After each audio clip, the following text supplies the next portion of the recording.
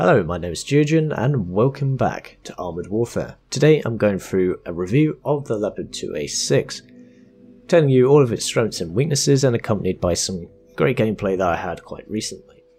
Now, the Leopard 2A6 is a tier 9 MBT. There are three others, the Challenger 2, the M1A2 and the T9EMS. This does stack up quite nicely compared to all of those in some regards, and obviously it's quite weak in others.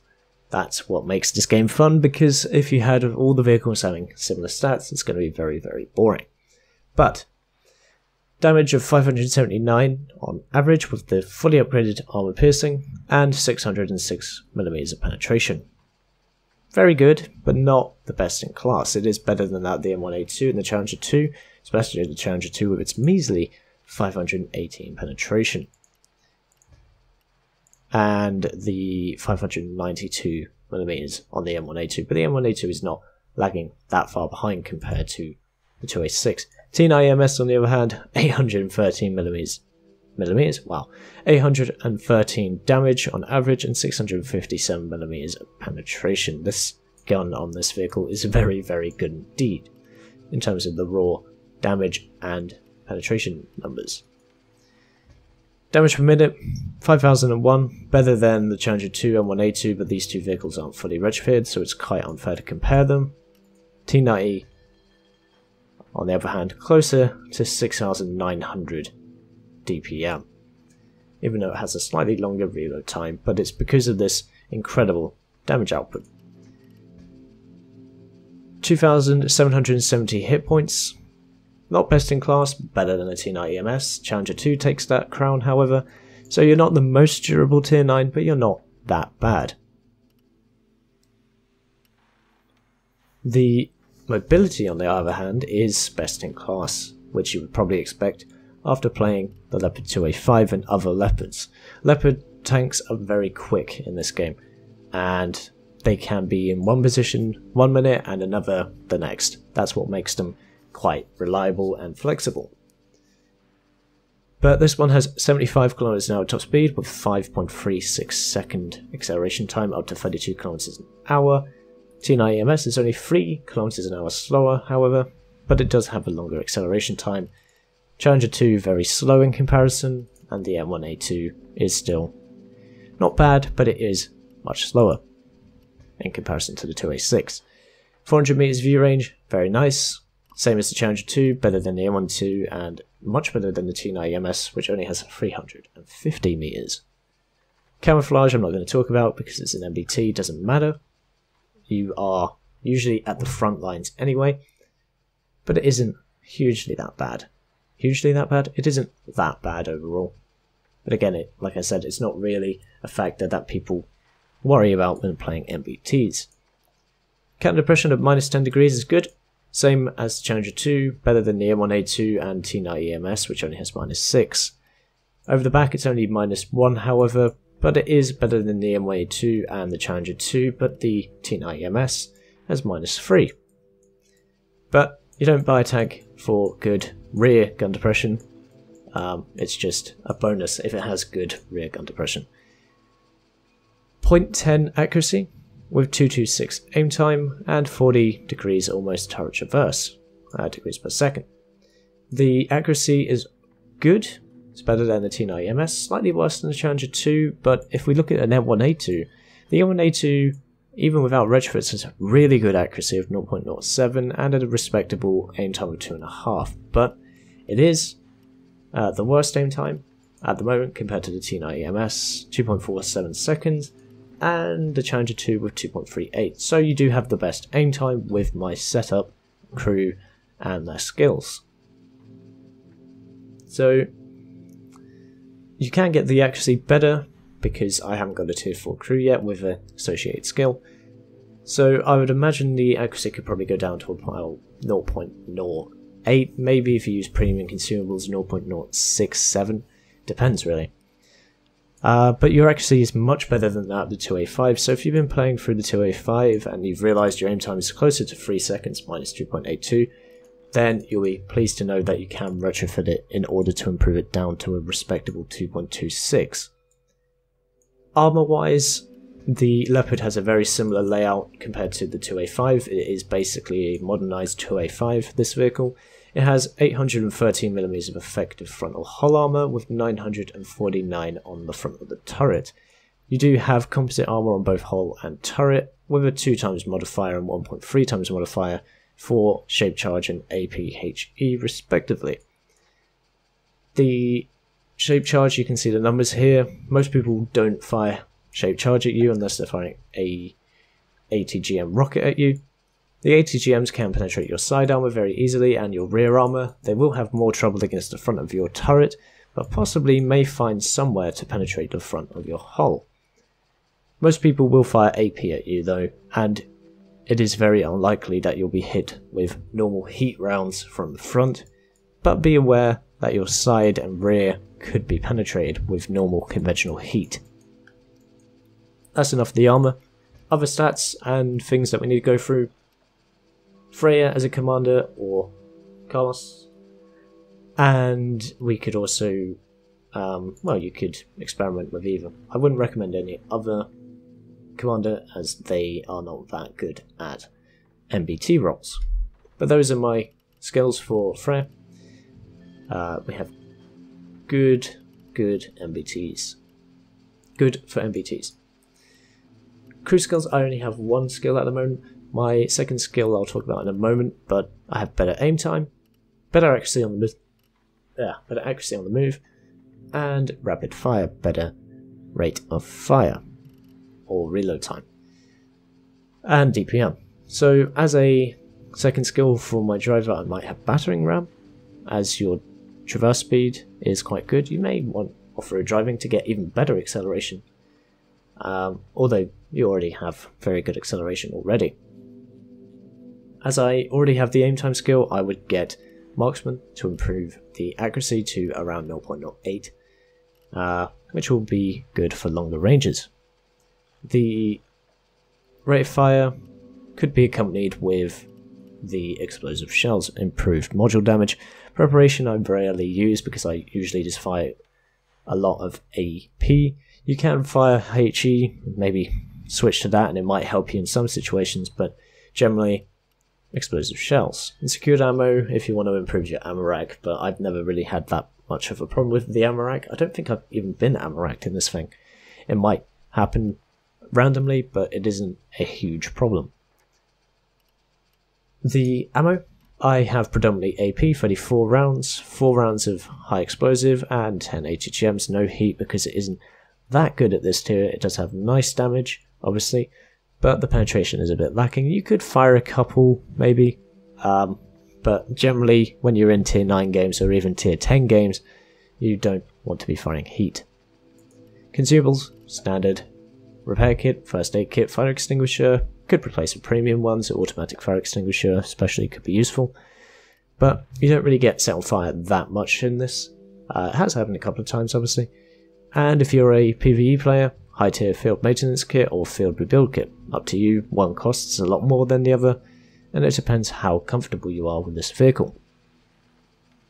Retrofits, more important compared to the others obviously. Augmented breech lock for improved rate of fire and accuracy, and rate of fire and aim time has been improved also by gyroscopic stabilizer. Enhanced drivetrain has improved my maximum speed as well as the turret traverse speed. The turret traverse was a little slow, so I thought this would be the best one to improve the mobility, as your top speed is quite good and the acceleration time is already quite good. It's nice to have that little buff of 5% almost, but the turret speed is what I wanted. So, that's all of the stats really. We can now have a look at some gameplay. Okay, so welcome to the gameplay in the Leopard 2A6. We are on the map Roughneck. Now, unfortunately, as this is a replay file, it doesn't give me the post-game stats at the end, and my game always seems to disconnect after, I don't know, it's just random. So I couldn't, unfortunately, take the screenshots of this game, but hopefully from the gameplay you'll be able to see what this vehicle can do. So immediately straight away the vehicle going along this tarmac here is very fast indeed, 78 km an hour for a MBT. Very nice, even though the top speed for some reason said 75. Yep, nice bit of driving. I crashed slightly, but the vehicle, regardless, has very good mobility and you can get into good positions quite quickly. Therefore, somewhat worried about that Challenger 2 making an appearance. Yep, makes us... Yep, an appearance there, but it was a bit too quick. Matchmaker, very, very kind for me. Tier 9 maximum game, 3 tier 9s aside, and a lot of tier 8s and 7s. Mostly tier 8s though. But a few unfortunate tier 7s, but those Centauro 120s can do significant damage to my side if I was unfortunate to encounter them. Here we go, C1 Ariete. I am aiming for his weak spot, and I penetrate his and he penetrates mine. So my weak spot is right here. I think he penetrated there anyway, because I cannot see another penetration marker. Yeah, he penetrates right there. Does significant damage. Bouncing a couple of shots though, while wiggling my hull. Challenger 2 makes an appearance. I'm trying to penetrate his driver's port. Apparently my gun with 660mm of penetration, good enough for that. Perhaps I've been used to playing tier 10s at the moment, and therefore I will not be able to penetrate them there. Another shot there into the C1 Ariete. I hit his side armor, I go through his inside drive wheel, and then I hit him way back here in the engine. One here, one there, and the rest of my fire misses. Challenger 2 is a bit more complex to hit. I keep hitting his frontal turret. This M1A1 Abrams has highlighted the difficulty I have with the M1, and that is the fact that it gets penetrated every single time in the sidearm, even if you're angling a bit better than he is, admittedly. But yeah, managed to take out the Ariete through his inside drive wheel again. M1A1, we unfortunately bounce on his lower plate as he pulls back. The replay file unfortunately is quite hard to see this. We get penetrated again in the weakness here. Other weaknesses directly above there in the at the turret here on the left hand side, lower turret. This bit here is not weak, but this bit is a added weakness that they added somewhat recently, I think, in order to make the vehicle less armoured from the front. Putting some nice shots into the M1A1 side armour again, as he is angling quite poorly, but he does have to come forward that far in order to hit us. We do get penned again in that weak spot in the front of the vehicle. It's quite hard to tell, to be honest, because we have white camouflage, and the penetration markers are in that area where the white is.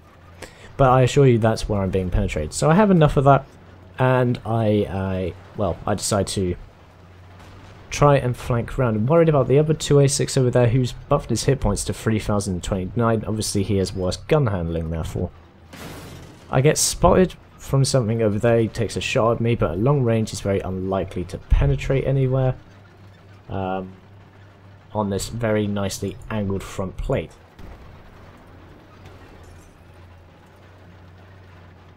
So I have taken significant damage, just over half my hit points are gone, but we're still in this fight and we have not got really started that yet. Challenger 2, obviously AFK or typing. Don't type when you're in the middle of a fight, guys. You'll just get artilleried or shot in the side. It's stupid. I don't understand why people do this. Maybe because they feel like it's some kind of bragging rights, or they just want to make themselves get the moral ground. It's stupid. Don't type when you're in the middle of a fight, because people will come round when you least expect it, and you'll get wrecked. Stingray 2, he's focusing our T90. He doesn't really notice me until right then. Tries to penetrate my front, fails.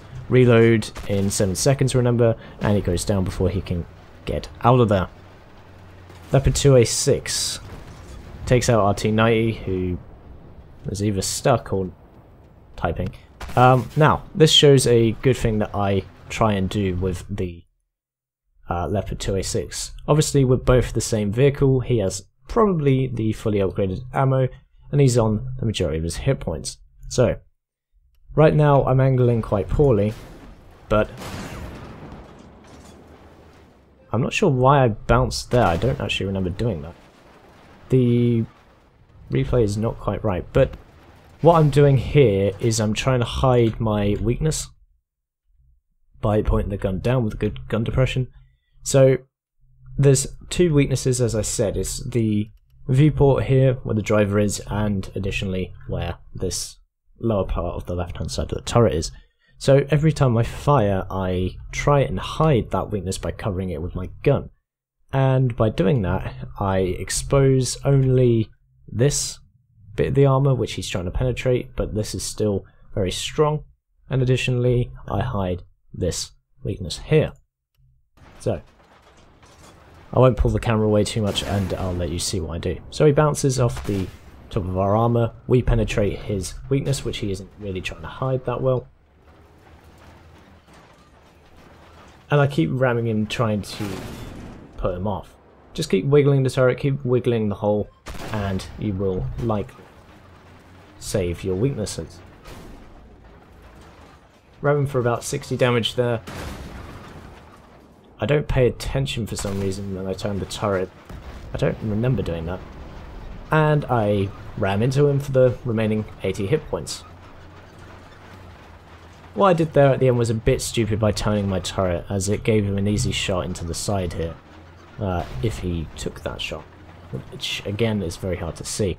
Now we are 6 tanks versus 6 tanks, and the enemy is threatening our base, so we need to head back there. And thankfully, due to the good mobility, we can get back there quite quickly, even though we're only going about 35 at the moment.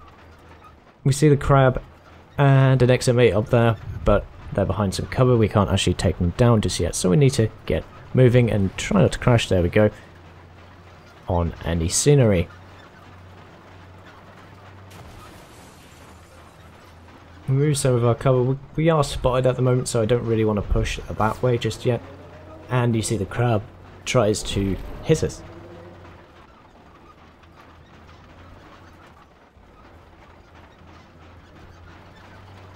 Now, I said the armor on the side is okay. It's not brilliant compared to a Challenger 2, obviously, but you do have to be careful. If I was angling like this against someone, they could penetrate my side so very easily at this tier.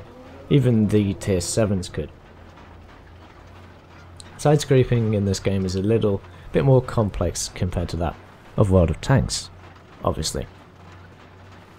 Now, the crab is still up there, and he gets taken down by this quite good aim time and accuracy, which again, like I said, can be improved. Up to 4 kills, and at this point around 6,000 damage.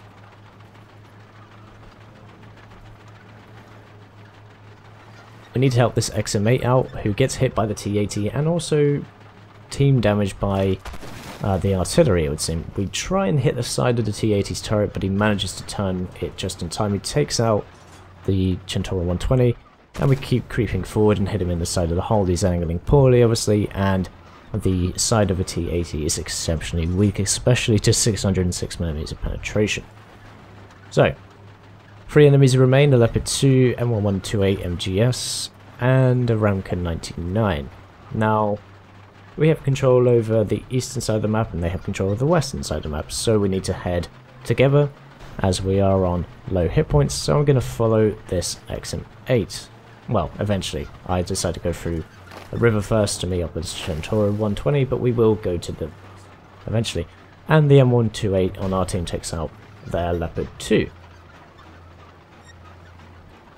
You see the mobility obviously is slowed considerably when you're in the water, but regardless, we made it unscathed. You only have 10 seconds obviously in MBTs to get out of water before you drown, and we wouldn't want to be doing that. But there is less chance of drowning for this vehicle, obviously, because of the better mobility and engine power, etc., compared to a Challenger 2. Now, I don't really know where the M1128 is going to be. It's probably going to I would hazard a guess he's going to be on the B line, perhaps the A line, but the Aramco could be with him or on his own. XM8 is acting a bit of a scout, as is the Centauri 120, and there's the Ramka 99. Ramka 99 is facing my way. I managed to penetrate his lower plate at distance, and the XM8 manages to survive alongside helping with the Centauri 120 there, who hit that guy in the side. So if you're in your 120s in this type of game, then you can still do significant damage. M1128 makes his appearance on the right hand side of the map, but I do not get there in time in order to take him down. So there you go, that is the gameplay. Fortunately, I don't have the post-game stats, but I do remember seeing 7,200 damage and 6 kills. So there you have it, the Leopard 2A6, a tier 9 MBT, a very capable tier 9 MBT, one of the better ones in my opinion. It has very good frontal armour, a couple of weak spots obviously that you have to be aware of, the lower left turret and the driver's viewport, but if you can cover them up, keep moving with your good mobility and just wiggle your turret and wiggle your hull so they can't hit you, you will be able to bounce a lot of shots. I didn't see how much damage I absorbed, but you saw there were a lot of ricochets in the replay, so you can probably figure it was around, I don't know, say 2,000-3,000 damage, may have been more, I don't know. It's unfortunate that the game keeps crashing every every time I play, so never mind. Hopefully you enjoyed it though, and as always, I've been Geogen, and I'll see you chaps and chapettes in the next one.